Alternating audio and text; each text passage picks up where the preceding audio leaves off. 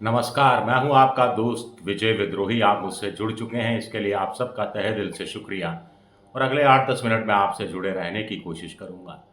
जो बांग्लादेश की पूर्व प्रधानमंत्री शेख हसीना कहाँ जाएँगी? क्या उन्हें मजबूरी में हिंदुस्तान में ही रहना होगा? क्या हिंदुस्तान की सरकार उनको शरण देने के लिए तैयार हो जाएगी?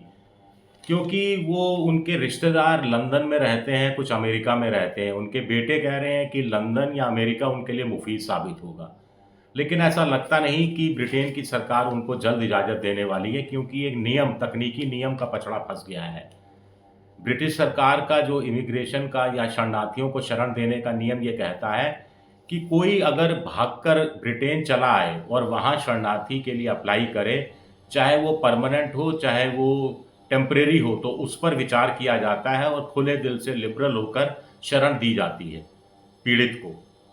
लेकिन अगर कोई बाहर के देश का आदमी अप्लाई करे कि मैं शरणार्थी बनना चाहता हूँ, अनुमति माँगे शरणार्थी बनने के लिए ब्रिटेन आने की, तो ऐसे लोगों को टेक्निकल ग्राउंड पर रिजेक्ट कर दिया जाता है, क्योंकि ये नियम ये नहीं कहता।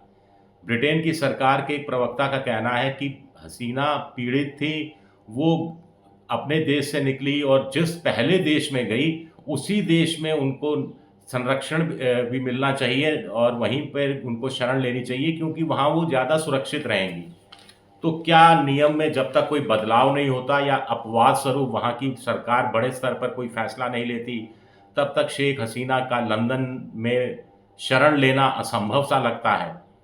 उनके एक रिश्तेदार वहाँ रहती हैं और वो ब्रिटिश सरकार में भी ऊँचे पद पर हैं। तो लंदन अगर नहीं तो अमेरिका। बेटा कह रहा है कि बेटा जो खुद अमेरिका रहता है कि उनकी माँ वहाँ आ सकती हैं, लेकिन बाइडेन की सरकार ने तो अभी तक इस पर कोई सहमति या असहमति नहीं जताई है। बाइडेन की सरकार तो वहाँ बांग्लादेश में जो चुनाव हुआ, उनको फेयर एंड फ्री इलेक्शन मानने से इनकार कर दिया था।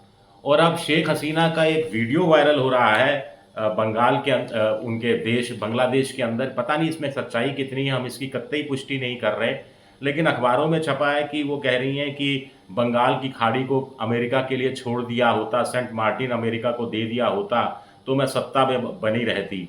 ये बयान उनका आने का मतलब है कि अमेरिका उन पर दबाव डाल रहा था, किसी तरह से ब्लैकमेल करने की कोशिश कर रहा था। और अब शेख हसीना अगर अमेरिका को इस तरह से बेनकाब कर रही हैं, तो फिर अमेरिका तो स्वाभाविक है कि उनके लिए कोई दरवाजे खुले छोड़कर रखेगा नहीं। वैसे भी वहाँ पर माफ़ कीजिएगा, राष्ट्रपति के चुनाव हैं और बाइडेन या कमला हैरिस इस तरह का जोखिम लेने के लिए क्या तैयार हो जाएँगी एशियाई मूल के वोट के लिए, या नहीं तैयार होंगी? ये एक बड़ी बात है। फिर कौन-सा देश बचता है? कुछ लोग कह रहे हैं कि स्वीडन भी हो सकता है, कुछ लोग कह रहे हैं कि हॉलैंड, फ़िनलैंड ख़ास तौर से नाम लिया जा रहा है कि फ़िनलैंड की सरकार बड़े खुले दिल से शरणार्थियों का स्वागत करती है।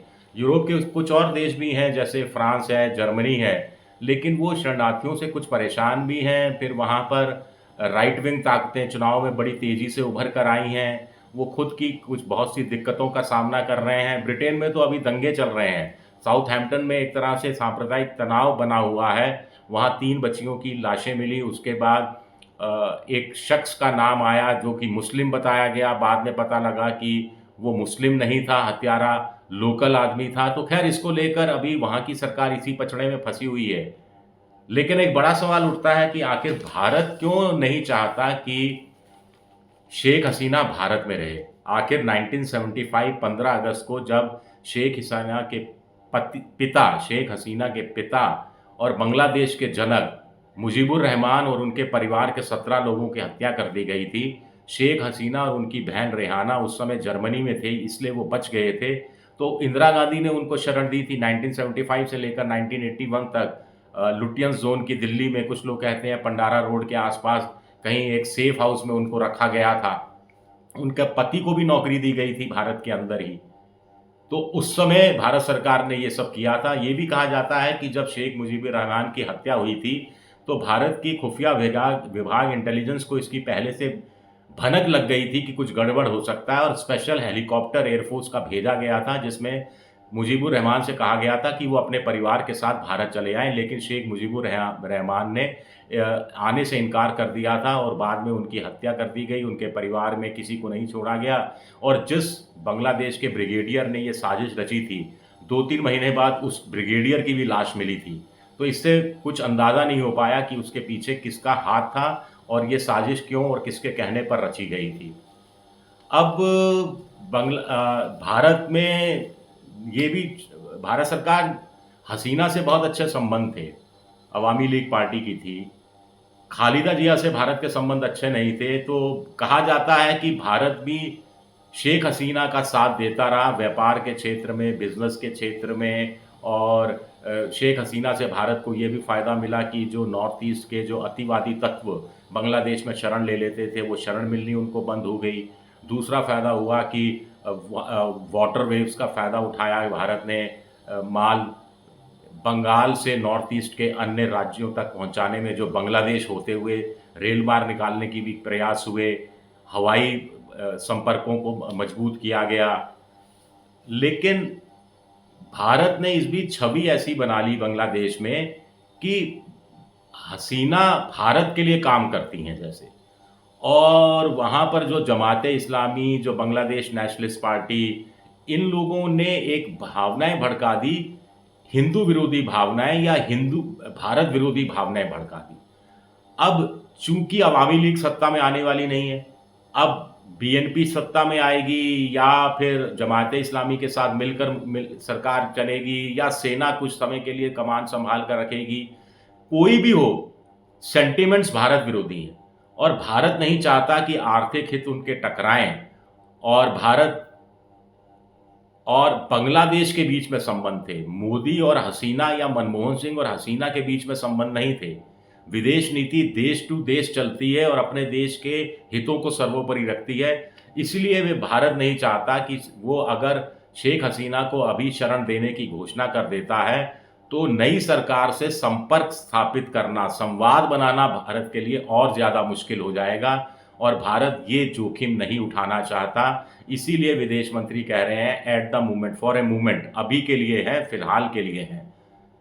तो देखना दिलचस्प रहेगा कि क्या करती है शेख हसीना।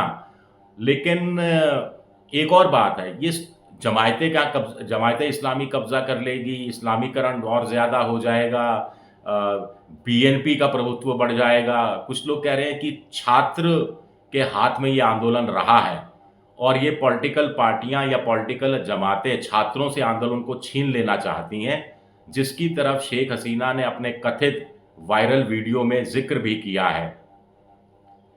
ये छात्र 1952 में भी सड़कों पर उतरे थे लैंग्वेज के मामले को लेकर। 1971 में भी आतताइयों के खिलाफ जो मुहिम बनाई गई उसको लेकर वो सड़कों पर उतरे थे। तो स्टूडेंट्स की आंदोलन की बड़ी भूमिका बांग्लादेश में रही है और वो साफ कह चुके हैं कि वो फासिस्टवादी ताकतों को सहन नहीं करेंगे। तो स्वाभाविक है कि बांग्लादेश का अच्छाई इसी में है कि वहाँ जल्द से जल्द अंतरिम सरकार बने और अंतरिम सरकार के निर्देशों में जल्द से जल्द वहाँ फेयर एंड फ्री इलेक्शन हो, जिसमें अवामी लीग, शेख हसीना की पार्टी भी हिस्सा ले। हो सकता है शेख हसीना की वापसी का भी कोई रास्ता खुल जाए, कहा नहीं जा सकता। शुक्रिया आप सबका, बहुत बहुत शुक्रिया मेरा वीडियो देखने के लिए। पसंद आए तो लाइक कीजिए, सब्सक्राइब कीजिए, शेयर कीजिए।